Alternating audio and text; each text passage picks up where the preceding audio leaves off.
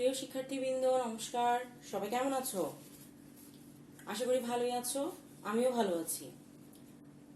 আজকে আমি তোমাদের কণিকের অধিবৃত্ত নিয়ে আলোচনা করব। তোমাদের এতদিন আমি উপবৃত্ত, পরাবৃত্ত দেখিয়েছি, আজকে অধিবৃত্ত শুরু করব। তার আগে একটু মনে করি পুরনো কথা। সেটা হচ্ছে কি, আমি বলেছিলাম উৎকেন্দ্রিকতা কে ই দিয়ে প্রকাশ করা হয়।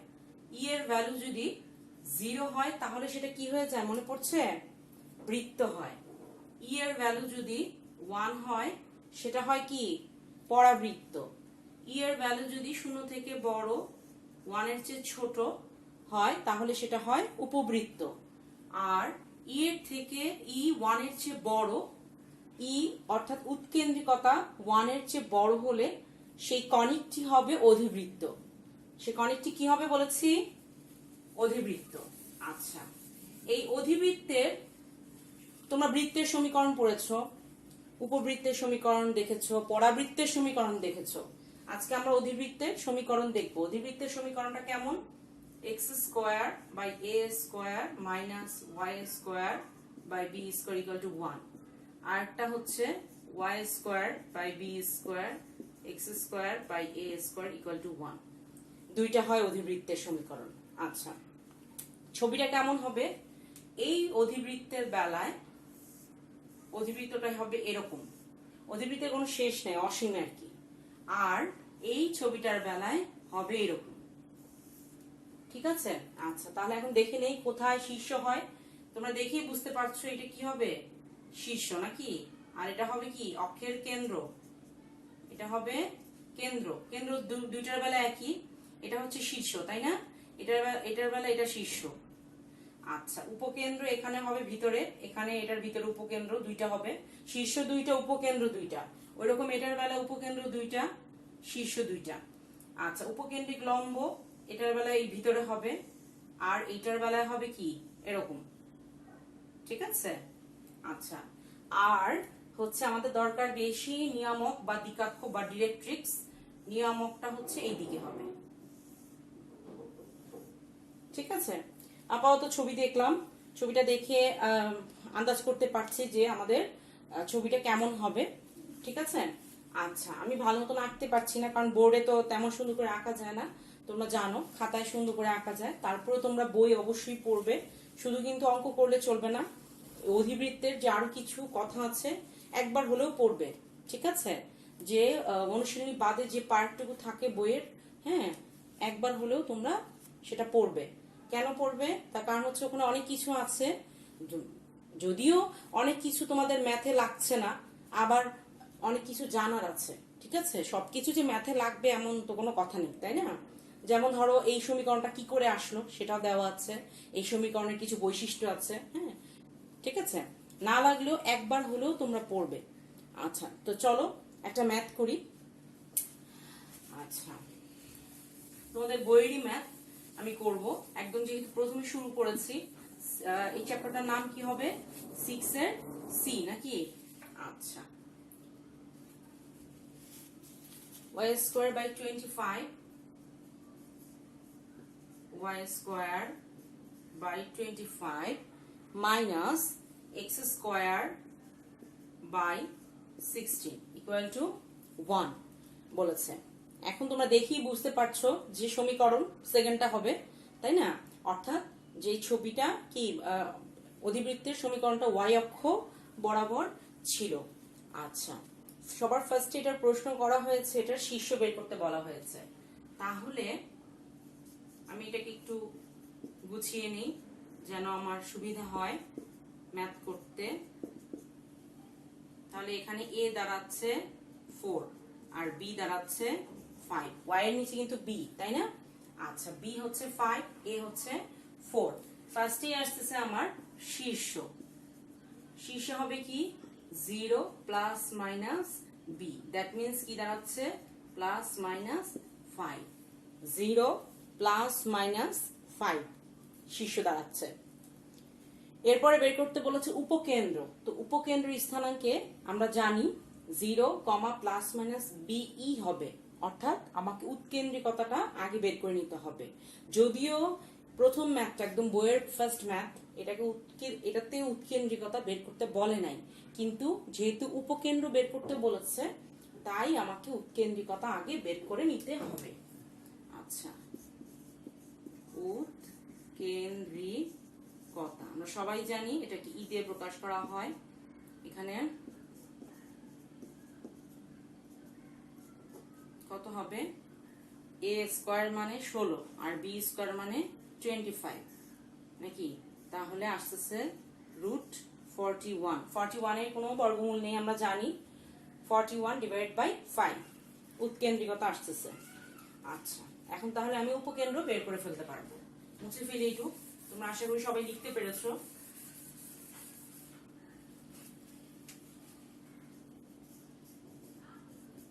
উপকেন্দ্র কি হবে, 0 প্লাস মাইনাস বিই, তাহলে কি আসতেছে, বি ছিল কত 5 আর ই হচ্ছে √41 ডিভাইড বাই 5, দ্যাট মিন্স কি দাঁড়াচ্ছে √41, 0 comma plus minus root square of √41, এটা হচ্ছে আমার উপকেন্দ্র। আচ্ছা, এরপরে বের করতে বলেছে আর অক্ষের দৈর্ঘ্য। এখানে এটার বেলায় আর অক্ষ কোনটা, যেহেতু ওয়াই অক্ষ বরাবর ছিল অর্থাৎ আর অক্ষ হবে ওয়াই অক্ষটা, ঠিক আছে। আর অনুবন্ধী বলতে ছোটটা বোঝাচ্ছে, অর্থাৎ এরকম এটার ছবিটা একটু চিন্তা করো তো কিরকম ছিল, এই টাইপের ছিল তাই না, অর্থাৎ এইটা হবে আর অক্ষ, এটা হবে বড়টা, আর এটা হবে ছোটটা, এটা হবে অনুবন্ধী অক্ষ। দ্যাট মিন্স আর অক্ষ হবে ওয়াই অক্ষ আর অনুবন্ধী অক্ষ হবে কি ছোট অক্ষটা। তাহলে আমাকে বলেছে অক্ষদ্বয়ের দৈর্ঘ্য বের করতে, তাহলে এখন লিখবো আর অক্ষের দৈর্ঘ্য, কি লিখবো, আর অক্ষের দৈর্ঘ্য হবে কত 2b, দ্যাট মিন্স b হচ্ছে 5, তার মানে হচ্ছে 10 একক, আর ওইদিকে হবে অনুবন্ধী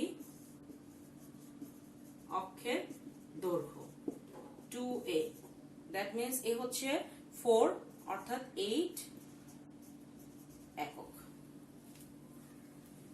আশা করি সবাই বুঝতে পারছো। আচ্ছা, উপকেন্দ্রিক লম্বের দৈর্ঘ্য বের করতে বলেছে। এরপরে উপকেন্দ্রিক লম্বের দৈর্ঘ্য, সূত্রগুলোর সাথে কিন্তু মিল আছে, পরাবৃত্ত উপবৃত্তের সূত্রের সাথে কিন্তু মিল আছে, তাই না। আচ্ছা, এই জন্যই বেশি বেশি পড়তে হবে, কেন, কারণ মিক্সড হয়ে যায় সূত্রগুলো, মনে রাখা যায় না। এখন মনে হচ্ছে হয়তো বা মনে থাকবে, কিন্তু দেখবে তুমি যখন পরীক্ষার আগের দিন দেখবে অনেক সব চ্যাপ্টার রিভাইজ করছো, তখন দেখবে যে সূত্রগুলি গুলিয়ে যাচ্ছে। এই জন্য তোমাকে কি করতে হবে, এভরিডে ঘুমাতে যাওয়ার আগে 2 মিনিট সূত্রগুলি দেখে ঘুমাতে হবে। এতে কি হবে, বেশি না 7-8 দিন করো, দেখবে 9 দিনের দিন তোমার সব মুখস্থ হয়ে গিয়েছে এবং মনেও থাকছে, যখন তুমি করছো তখন মনে থাকছে। আচ্ছা, উপকেন্দ্রিক লম্বের দৈর্ঘ্য এই সূত্রের বেলায় অর্থাৎ ওয়াই অক্ষের বেলায়, ওয়াই অক্ষের এই অধিবৃত্তের সমীকরণের বেলায় হবে 2a²b, তার মানে হচ্ছে 2 × 16/5 দাঁড়াচ্ছে কত, 16 দুগুণে 32। যেহেতু দৈর্ঘ্য বলেছে আমরা একক লিখতে ভুলবো না, দৈর্ঘ্য বললে একক অবশ্যই লিখতে হবে, ঠিক আছে। আচ্ছা, এরপরে আসতেছে নিয়ামকের সমীকরণ। এরপরে কি আসতেছে, নিয়ামকের সমীকরণ। নিয়ামকের আরেকটা নাম কি আমরা সবাই জানি, দ্বিঘাত নাকি। আচ্ছা, নিয়ামকের সমীকরণ y + b/e, তাহলে b ছিল 5, e হচ্ছে 41/5, তাহলে এটাকে আমি একটু গুছিয়ে লিখি, কারণ এটা যেহেতু সমীকরণ বলেছে আমাকে একটু গুছিয়ে লিখতে হবে, ঠিক না। আচ্ছা, তাহলে কি দাঁড়াচ্ছে +-25/√41, তাহলে √41 যদি আমি এই পাশে নিয়ে আসি আমার ইকুয়েশনটা এই টাইপের দাঁড়ায়, তাই না। সমীকরণ বললে এই টাইপের লিখলে সুন্দর দেখা যায়, কারণ এইটাকে সমীকরণের মতো দেখা যায়, তাই না। আচ্ছা, তাহলে √41y =+-25 হচ্ছে নিয়ামকের সমীকরণ। কঠিন না কিন্তু, একদম ইজি। আচ্ছা, এখন আরেকটা করব এটার মতোই কিন্তু একটু ডিফারেন্ট, ঠিক আছে। আচ্ছা, হয়েছে না সবার? যারা লিখতে পারোনি একটু পজ দিয়ে লিখে ফেলো, মুছে ফেলি।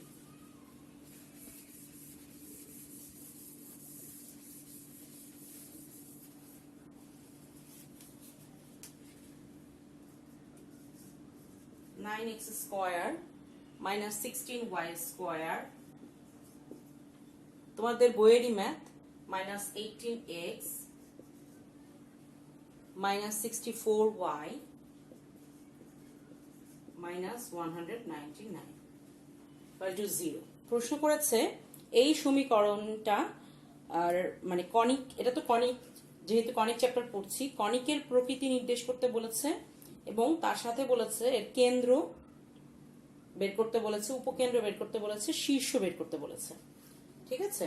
আচ্ছা, তাহলে কনিকটা কিরকম সেটা আমাকে আগে বের করে দিতে হবে, যে উপবৃত্ত, পরাবৃত্ত না অধিবৃত্ত। যেহেতু অধিবৃত্ত করছি, অধিবৃত্ত হওয়ারই চান্স বেশি, কিন্তু পরীক্ষার হলে তো আর দেওয়া থাকবে না যে উপবৃত্ত, অধিবৃত্ত না পরাবৃত্ত। এই জন্য তোমাদের কি করতে হবে, যে টেকনিকটা শিখে রাখতে হবে যে আমাকে এইভাবে করলে হতে পারে। আচ্ছা, তার আগে সবার আগেই বোঝাই যাচ্ছে এটা বৃত্ত হবে না। কেন? এক্স ওয়াই টার্মটা নেই বৃত্তের, কিন্তু কি সহ ইগুলি পাওয়ার গুলি কিন্তু একই থাকে, মানে হচ্ছে কি এক্স স্কয়ার ওয়াই স্কয়ার এরকম থাকে। আর হচ্ছে এক্স ওয়াই কোনো টার্ম কি বৃত্তের সমীকরণে এক্স ওয়াই কোনো টার্ম থাকছে না, এটার মধ্যেও নাই, অর্থাৎ হচ্ছে না,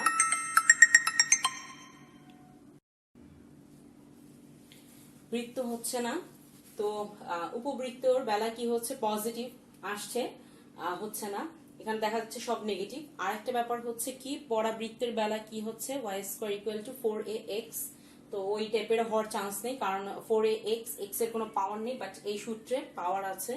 তাহলে আমাকে সমীকরণটা এখন গুছিয়ে নিতে হবে, যে মনে হচ্ছে অধিবৃত্ত, হ্যাঁ মনে হচ্ছে অধিবৃত্ত, আমরা জানি এটাই চ্যাপ্টারের, বাট পরীক্ষার সময় তো আমরা জানবো না। সো দেখে আন্দাজে অনেকটা বোঝা যাচ্ছে।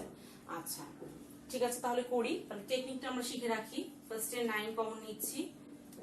তোমার হচ্ছে কি এক্স স্কোয়ারের সাথে কোনো সংখ্যা রাখা যাবে না, আবার ওয়াই স্কোয়ারের সাথেও রাখা যাবে না। আচ্ছা, তাহলে 9 কমন নিচ্ছি, এক্স স্কোয়ার মাইনাস 2x, আমি সূত্রে ফেলার জন্য প্লাস 1 দিলাম, আর এদিকে minus 16, Y square plus 4y plus 4, সূত্র ফেলার জন্য প্লাস 4 দিলাম। তাহলে আমি এখানে বেশি নিলাম কি কি, হচ্ছে 9 9 পজিটিভ নিয়েছিলাম, তাই এখানে মাইনাস 9 দিলাম, 4 16 64, তাই এখানে প্লাস 64 দিলাম। আচ্ছা, তাহলে এখানে দাঁড়াচ্ছে 9 into X minus 1 whole square 16y plus 2 whole square. 199 আর 9 হচ্ছে 208, 208 থেকে 64 চলে গেলে হচ্ছে 144। তো এই পাশে মাইনাস 144, ডান পাশে গেলে সেটা প্লাস 144 হয়ে যাচ্ছে। আচ্ছা, তাহলে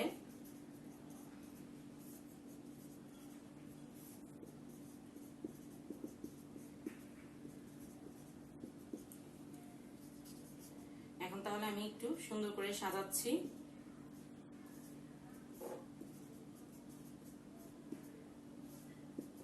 তাহলে দেখা যাচ্ছে এটা একটা স্ট্যান্ডার্ড ফর্মে চলে আসছে। লিখবো তাহলে যা X square divide by A square minus Y square, বড় হাতের দিব যেহেতু এক্স মাইনাস 1 আসছে, আর এদিকে ওয়াই প্লাস 2 আসছে, 1 আকারের যেখানে, আচ্ছা একটু ভিডিওটা যারা লিখতে পারোনি একটু পজ দিয়ে লিখে ফেলো ভিডিওটা, ঠিক আছে? আকারের, আচ্ছা এখানে লিখি, এটার পরে এখান থেকে লিখবো, যেখানে যেখানে x equal to x minus 1, y equal two y plus 2, a equal to 4, b equal to 3। ঠিক আছে? আচ্ছা, এখন আমাকে বের করতে বলা হয়েছে, ফার্স্টেই বলা হয়েছে কেন্দ্র বের করতে বলা হয়েছে। আচ্ছা, মুছে ফেলি, সরি।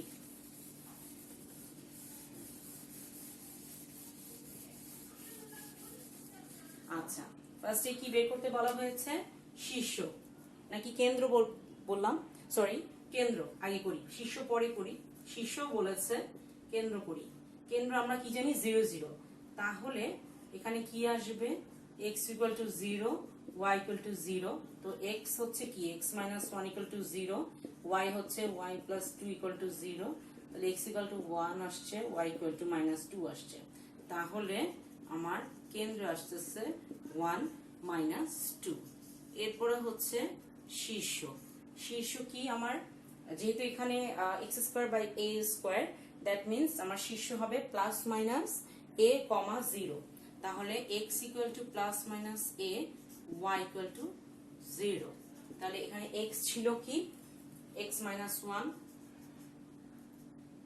প্লাস মাইনাস এ ছিল 4 নাকি, আর এদিকে ওয়াই ছিল ওয়াই প্লাস 2 ইকুয়াল টু 0 হলো।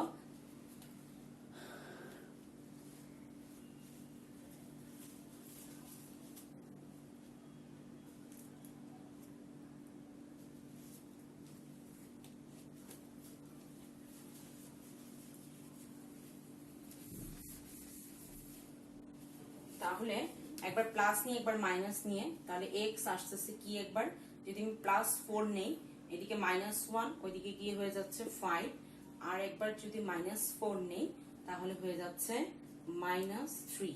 ঠিক আছে না, 5 একটা আসতেছে আর একটা আসতেছে মাইনাস 3, আর ওইদিকে ওয়াই ইকুয়াল টু মাইনাস 2ই থেকে যাচ্ছে। ঠিক আছে না। আচ্ছা, তাহলে আমার শীর্ষ কি কি আসতেছে, 5 কমা মাইনাস 2 মাইনাস 3 কমা মাইনাস 2। তাহলে শীর্ষ আসতেছে 5 কমা মাইনাস 2, আরেকটা আসতেছে minus 3 comma minus 2।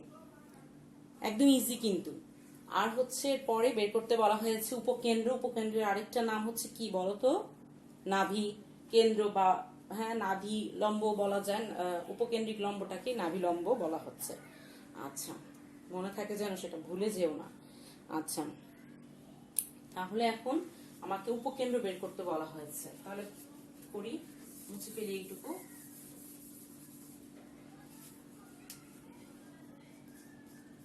উপকেন্দ্র x equal to কি হবে, প্লাস মাইনাস এ ই, আর y ইকুয়াল টু 0।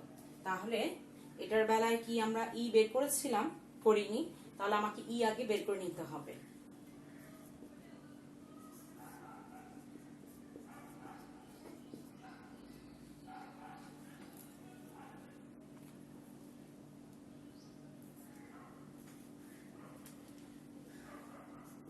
বিটা কত ছিল আমাদের,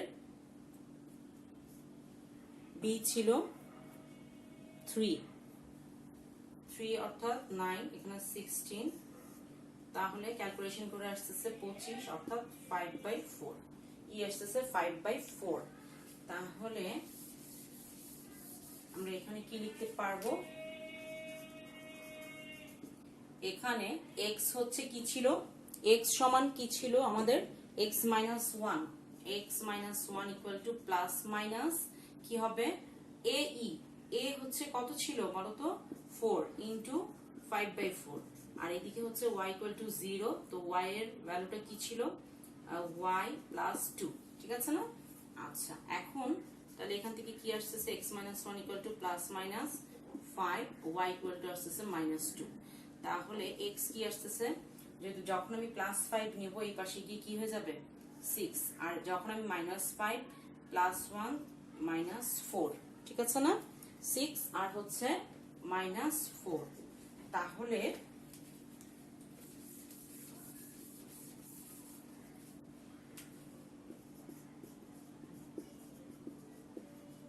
উপকেন্দ্র কি আসতেছে 6 মাইনাস 2, আর এদিকে আসতেছে মাইনাস 4 মাইনাস 2।